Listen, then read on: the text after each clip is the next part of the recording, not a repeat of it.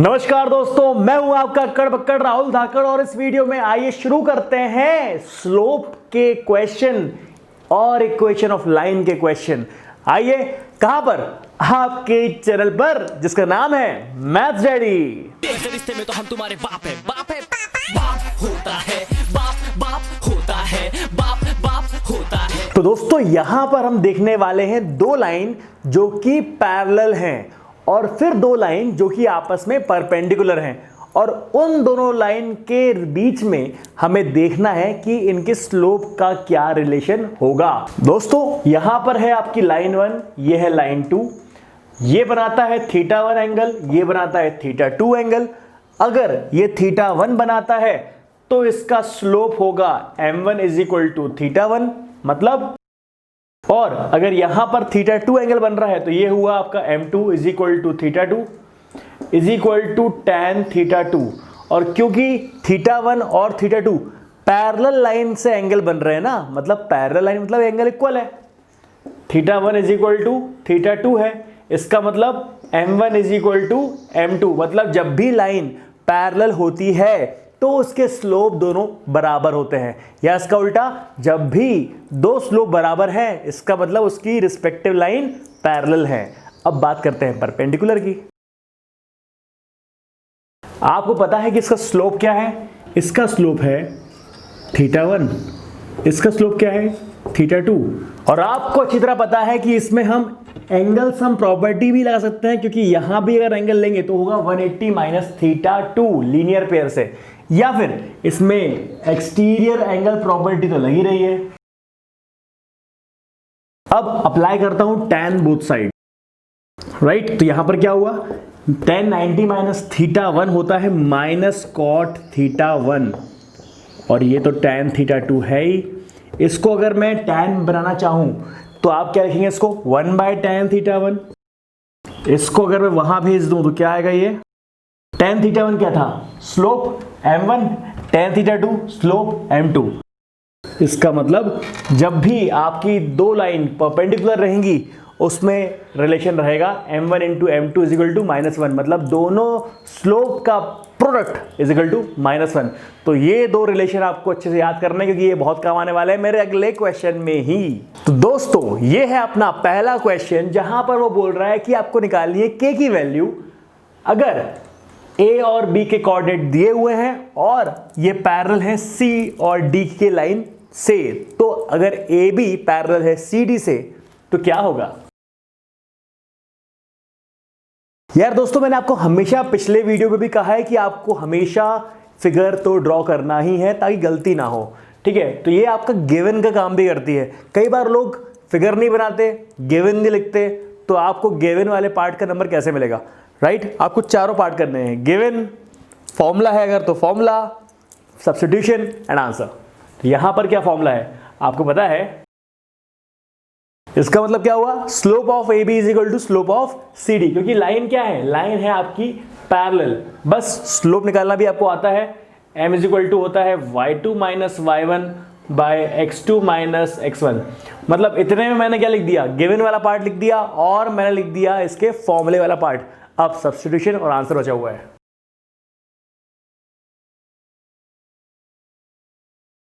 k = क्या आ गया आपका? 9। तो this is how we find answer for slopes. तो आपको परपेंडिकुलरिटी और पैरेललिज्म दोनों के कंडीशन अच्छे से याद होने चाहिए और उनको यूज करना भी अच्छे से आना चाहिए। ये जो ब्रैकेट्स लगाए मैंने, ये बहुत ज़रूरी है, क्योंकि अगर आप ब्रैकेट नहीं लगाएंगे तो आप माइनस प्लस की गलती कर देंगे। अब यहाँ पे आते हैं सेकंड क्वेश्चन पे, जहाँ पे बोल रहा है the line through the points. Okay, यहाँ पर परपेंडिकुलर का केस है, ध्यान से देखिएगा। यहां पर आपको मिल रही है एक लाइन जो कि परपेंडिकुलर है join of A and B। तो आपको पता चल गया भाई कि स्लोप के बीच में क्या रिलेशन होगा। अब स्लोप कैसे निकालें? अगर मैं बोलूं कि CD एक लाइन है, तो दोस्तों अगर आप इस लाइन का स्लोप निकालने में कामयाब हो जाते हैं तो AB का स्लोप निकालना तो आसान है। दोनों के स्लोप के हिसाब से m1 × m2 = -1 कर देंगे। तो पहले लाइन में दिक्कत आ रही है तो पहले हम लोग A और B का स्लोप निकाल लेते हैं। ओके, अब इसका स्लोप कैसे निकालें? बहुत ध्यान से देखिए। आपके पास इक्वेशन थी y is equal to M X plus C. अरे थी कि नहीं, याद है कि नहीं? मैं कब से पढ़ा रहा हूं, पिछले वीडियोस में देखा होगा आप लोगों ने। इसी को बोलते हैं कौन सा फॉर्म? इसको बोलते हैं स्लोप इंटरसेप्ट फॉर्म। ठीक है, अगर मैं इस वाली इक्वेशन को इस फॉर्म में अरेंज कर दूं तो जो भी x का पड़ोसी रहेगा, x का पड़ोसी कौन रहेगा? m। तो जो भी यहां पर x का पड़ोसी रहेगा वो बन जाएगा मेरा m, मतलब स्लोप। तो यहां देखिए क्या करते हैं, अब मुझे y को अकेला करना है तो 4 को भी यहां भेज दूंगा, तो क्या आएगा मेरे पास? मतलब ये आ गया आपका इस फॉर्म में y is equal to M X plus C, y is equal to M X plus C. इसके हिसाब से मेरा m क्या है? m है मेरा 2/4 और मेरा c क्या है? c है मेरा -5/4। I hope this thing is clear to you. बहुत ही आसान सी चीज़ है। 2/4 को हम प्यार से 1/2 लिख देंगे तो आपके पास m की वैल्यू आ गई।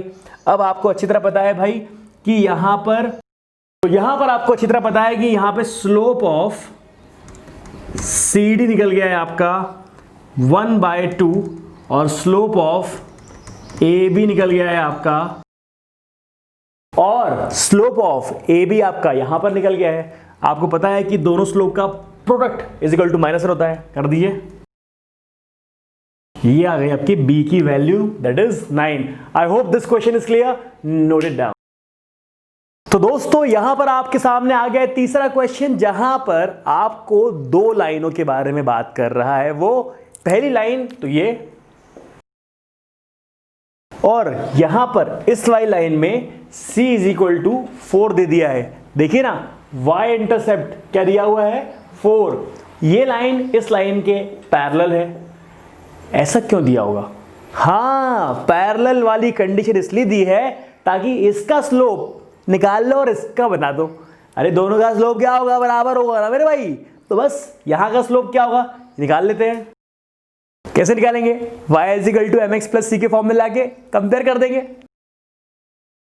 अब इस वाली इक्वेशन में ये क्या हुआ? 2/3। ये बन गया आपका x का पड़ोसी क्या? m। ठीक है भाई, तो slope of CD is equal to 2/3। ठीक, ये बात डन। सिंस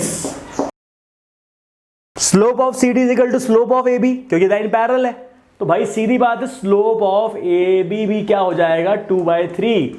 अब क्या बोलना चाह रहा है ये कि ये लाइन गुजरी कहां से? x एक्सिस से। उस x एक्सिस पे क्या कोऑर्डिनेट होगा ये बताओ। अब x एक्सिस से गुजरी, इसका मतलब इसमें x पे तो वैल्यू होगी पर y 0 होगा।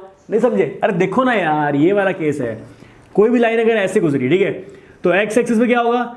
x की तो कुछ वैल्यू होगी पर y क्या होगा? 0। वैसे ही अगर कोई बात करे y एक्सिस की तो आप बोलेंगे कि भाई यहां पर x की वैल्यू तो कुछ होगी नहीं पर y की वैल्यू होगी, तो दोनों के कोऑर्डिनेट भी डिफरेंट है। तो यहां पर हम किसकी बात कर रहे हैं? हम कर रहे हैं इस वाले केस की बात। तो आपको ये समझना जरूरी है कि आप इक्वेशन पहले लिखते कैसे हैं। इक्वेशन के लिए आपके पास c है और m है। कौन सा फॉर्म था? Slope intercept form. Yes, y ठीक है, m क्या है? 2/3। ठीक है, c क्या है? 4। एलसीएम निकालो शानदार वाला। ये बन गया आपकी इक्वेशन। अब इसमें निकालना है कि इस वाले पॉइंट पे अगर ये कट कर रहा है तो इसके कोऑर्डिनेट क्या है? भाई सीधी बात है, y is equal to 0, x is equal to 6, तो कोऑर्डिनेट्स क्या रहे? -6, 0। So this is your answer. I hope you got it, note it down. दोस्तों ये एक बहुत इंपॉर्टेंट सवाल है। इस क्वेश्चन को करने के बाद आपके पूरे के पूरे कॉन्सेप्ट क्लियर हो जाएंगे। क्या बात कर रहा है यहां पे? ये बोल रहा है a और b 2 पॉइंट है। तो आपको अगर 2 पॉइंट दिए हुए हैं, आपने लाइन बना ली, सबसे पहला क्या है? स्लोप ऑफ AB क्या है? निकाल लेंगे आप आराम से, निकाल लेते हैं। m आ गया आपका -2। अब बात करते हैं सेकेंड पॉइंट की, जहां बोल रहा है इक्वेशन ऑफ परपेंडिकुलर बाइसेक्टर। अरे भाई परपेंडिकुलर मतलब ये, बाइसेक्टर मतलब इसका मिड पॉइंट है। मिड पॉइंट कैसे निकालते हैं? Yes, x1 + x2/2, y1 + y2/2। याद है आप लोग को? पिछले वीडियो देख लिए आपने, हैं? Very good.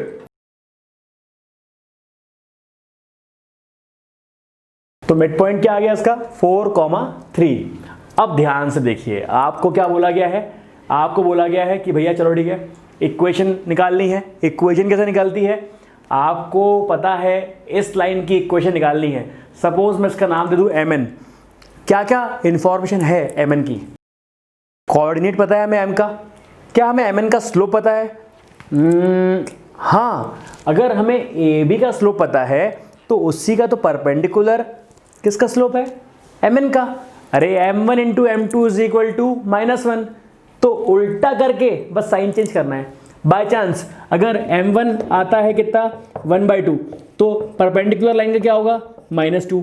मान लो m1 आता है -3/4, तो परपेंडिकुलर लाइन कितना आएगा 4/3। बस उल्टा करके साइन चेंज करना है, दैट्स इट, और कुछ नहीं करना, ठीक है। इसका मतलब स्लोप ऑफ mn क्या होगा, यहां पर स्लोप है -2, तो इसका क्या होगा 1/2। आपके पास पॉइंट भी आ गया, आपके पास स्लोप भी आ गया है, तो बस point slope form. So my dear friends, this is your equation of line. Now let's talk about third part. Third part में वो ये बोल रहा है कि अगर इसी लाइन पर AB पर कोई पॉइंट लाई करता है P, ठीक है, कहीं पर भी लाई कर सकता है, तो कोई पॉइंट लाई करता है आपका, इस पॉइंट के कोऑर्डिनेट क्या है, P भी बोल दो या फिर उसको बोल दो T। इस पॉइंट के कोऑर्डिनेट क्या है -2, P। यार जब ये AB की इक्वेशन आप निकाल चुके हो तो और आपको बोला जा रहा है T उसी पे लाई करता है, तो सेटिस्फाई करना चाहिए ना। तो T की जो वैल्यू है -2 और P वो AB की इक्वेशन में सेटिस्फाई करेंगी। तो भाई बहुत सिंपल सी बात है, आपको क्या निकालना है इसमें, value of P if -2, P lies on it. मतलब पता है क्या है, मतलब ये है कि आपको एक ऐसा पॉइंट जो कि लाई कर रहा है mn पे लाई कर रहा है, मैं इसको मान लेता हूं T, ठीक है। T के कोऑर्डिनेट क्या है -2, P, तो आपको -2, P, जी हाँ -2, P में P की वैल्यू निकालनी है। -2, P लाई कर रहा है कहाँ पे, आपके mn पे। mn मतलब आपके पास mn की इक्वेशन दी हुई है, अगर आपके mn पे लाई कर रहा है तो इसका मतलब क्या है कि इस पे सेटिस्फाई भी करना चाहिए। तो x और y की जगह -2 और P सब्स्टिट्यूट कर दो। आई hope this thing is clear. तो दोस्तों मुझे उम्मीद है कि आपको ये वीडियो पसंद आया होगा और आपको समझ में भी आया होगा। इस वीडियो को शेयर करिए, लाइक करिए, सब्सक्राइब करिए, मैथ्स डैडी की ऐप डाउनलोड करिए। मिलते हैं अगले वीडियो में, तब तक के लिए नमस्कार।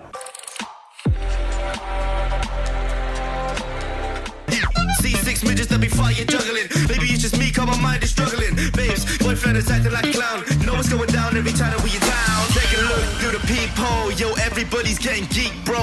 Stop the hate and let them neeks know.